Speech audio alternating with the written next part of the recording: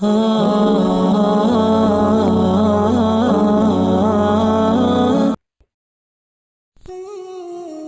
کی زندگی میں پڑھی گئی ایک تہجد کی نماز پوری زندگی بدلنے کی طاقت رکھتی ہے۔ تہجد کی نماز تک پہنچ جاؤ تو سمجھ لینا کہ اللہ نے تمہیں اپنے بہت قریب کر لیا ہے۔ تہجد کے وقت اٹھنے والا بہت ہی خوش نصیب انسان ہوتا ہے۔ جو انسان اپنے بستر کو چھوڑ کر اللہ کی بارگاہ میں حاضر ہوتا ہے، تہجد کا خاموش سجدہ اور زار زار بہتے ہوئے آنسوؤں کو وہ کبھی ضائع نہیں کرتا۔ جب گزارش لاڈلی عبادت میں کی جائے تو لاڈلے کی دعا کہاں ادھوری رہ سکتی ہے۔ کائنات جو بھی کہے پھر وہ ہو کر رہتا ہے جو اس کا بندہ اس سے مانگ لیتا ہے۔ رات کے تاریک ترین پہر میں جب کوئی شخص اپنے رب کے حضور حاضر ہوتا ہے تو وہ رب اس بندے کے دل میں آنے والی ہر دعا کو قبول کرتا ہے۔ تمہاری ہر ناممکن خواہش تہجد ممکن بنا سکتی ہے۔ ہر تکلیف سے تہجد تمہیں شفا دلا سکتی ہے۔ تم سوچ بھی نہیں سکتے کہ ایک تہجد تمہیں کیا کیا دلوا سکتی ہے۔ تہجد معجزات کا دوسرا نام ہے۔ اگر تم معجزات کی تلاش میں ہو تو سنو، معجزے تب ہوں گے جب تم اپنے رب کی قدرت پر اندھا اعتماد کرو گے، جب تم سب وسوسے نکال کر یہ یقین رکھو گے کہ وہ رب کوئی نہ کوئی راہ نکال ہی دے گا، جب تم خود کو اس کی رضا میں مکمل ڈھال دو گے، جب تم اس کے آگے سر تسلیم خم کر دو گے، جب تم اپنی خواہشات سے زیادہ اس کے حکم کو اہمیت دو گے، اور اس سب کے بعد تم اپنے نصیب کے معجزے دیکھ پاؤ گے۔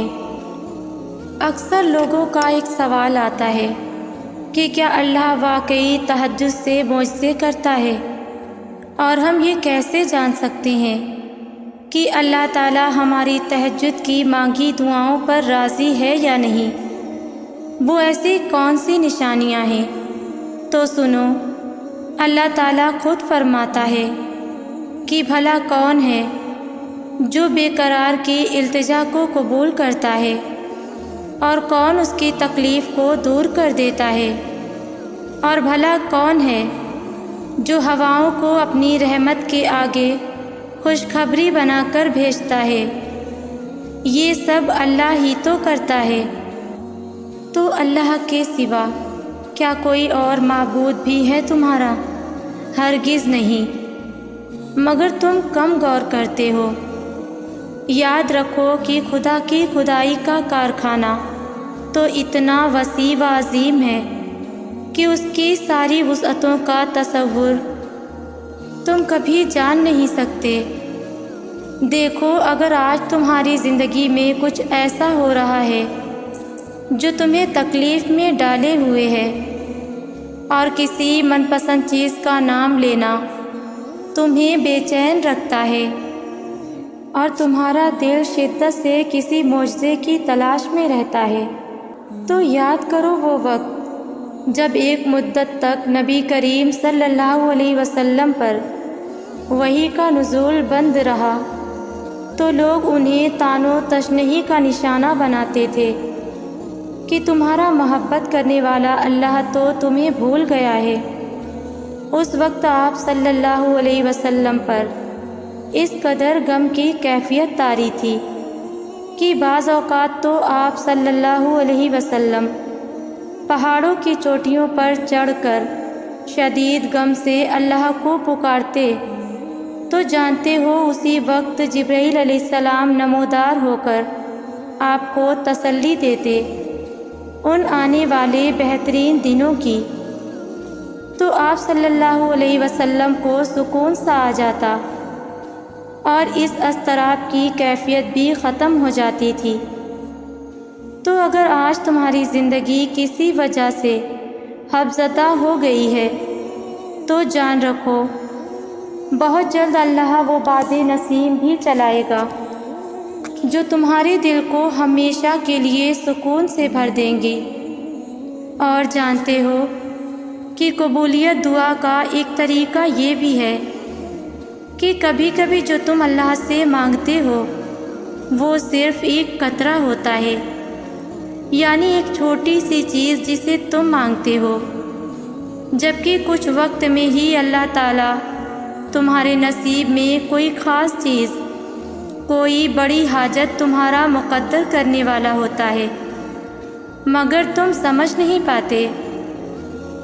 قرآن خود کہتا ہے کہ واقعہ یہ ہے کہ تمہارا رب غیر محسوس تدبیروں سے اپنی مشیت پوری کرتا ہے، اور بے شک وہ علیم بھی ہے اور حکیم بھی۔ اگر تم یہ چاہتے ہو کہ اللہ تعالیٰ تمہاری تہجد میں مانگی دعاؤں کو قبول کر لے تو اس سے پہلے ان دو چیزوں کو ضرور جان لو۔ یاد رکھو اللہ نے تمہارے بارے میں جو مشیت فرمائی ہے وہ دراصل یہ ہے کہ تمہیں انتخاب اور اختیار کی آزادی بخشی جائے اور پسند کے مطابق راہوں پر چلتے رہنے کی قدرت دی جائے، تاکہ دو راستے تمہارے سامنے خیر و شر کے ہیں، ان میں جن راہ کو بھی اپنے لیے پسند کرو اس پر چل سکو، تاکہ ہر ایک جو کچھ بھی پائے اپنی کوشش کے نتیجے میں ہی پائے۔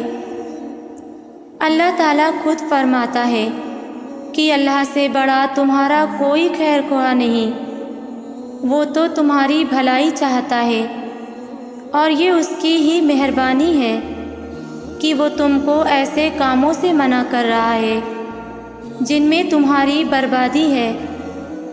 جانتے ہو جو محبتیں اللہ کے حدود کو توڑ کر کی جائے وہ ایک دن تمہیں بھی توڑ کر رکھ دیتی ہے، کیونکہ محبت وفا اور جفا کا وہ کھیل ہے کہ جس میں شیطان تمہیں ایک حسین اور خوبصورت کا سفر کا جھانسا دے کر تمہیں اللہ سے جفا کے تاریک راستوں میں دھکیل دیتا ہے، مگر وہ ارض و سما کا مالک پھر بھی اپنی محبت سے بھرا خوبصورت بادل تم پر برسانے کا منتظر رہتا ہے۔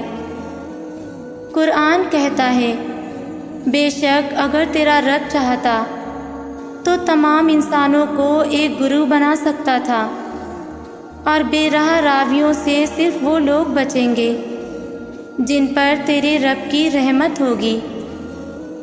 تو اگر تم ڈھونڈ رہے ہو وہ نشانی جو تمہیں معجزات تک لے جائے تو جان لو کہ جب تم اپنی امیدوں کے ٹوٹنے سے کمزور پڑنے کے بجائے اللہ کی محبت سے جڑ کر مضبوط اور مطمئن رہتے ہو کہ اللہ ہی کافی ہے، تو وہ رحمان تمہاری زندگی میں حیران کن معجزوں کی وہ راہیں ہموار کرتا ہے جو تمہیں بہترین اور خوبصورت منزلوں تک پہنچاتی ہے۔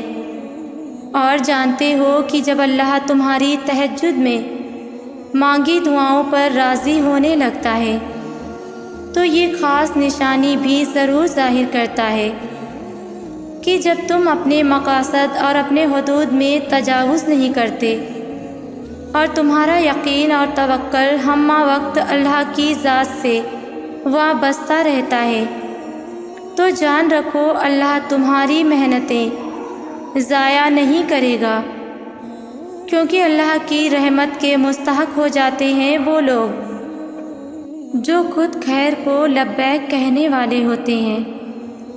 نماز تہجد اللہ تعالیٰ کے قرب حاصل کرنے اور اللہ تعالیٰ سے راز و نیاز کی باتیں کرنے کا بہترین وقت ہوتا ہے۔ اللہ پاک کو انسان کا نیند سے بیزار ہو کر اس کے سامنے سجدہ ریز ہونا اور آنسوؤں کے موتیوں سے اپنی التجا، اپنی دعائیں طلب کرنا بہت پسند ہے۔ یہی وہ وقت ہوتا ہے جب انسان کو مقام سے نواز دیا جاتا ہے۔ تہجد ایسا مرہم ہے جس کے پاس ہر چوٹ کا علاج موجود ہے، بس تمہیں یقین رکھنا ہے، پھر وہ زخم بھی بھر جائیں گے جو تمہیں لگتا ہے کہ کبھی بھر نہیں سکتے، اور وہ قصے بھی مکمل ہو جائیں گے جو تمہیں لگتا ہے کہ انہیں کوئی مکمل نہیں کر سکتا۔ اور مت بھولو، تمہارا رب سب کچھ کر سکتا ہے۔ معجزوں کا دروازہ تو ہمیشہ سے کھلا ہے تمہارے لیے۔ کبھی تم نے تہجد میں مانگ کر دیکھا ہے؟ تہجد تو ہے ہی معجزہ۔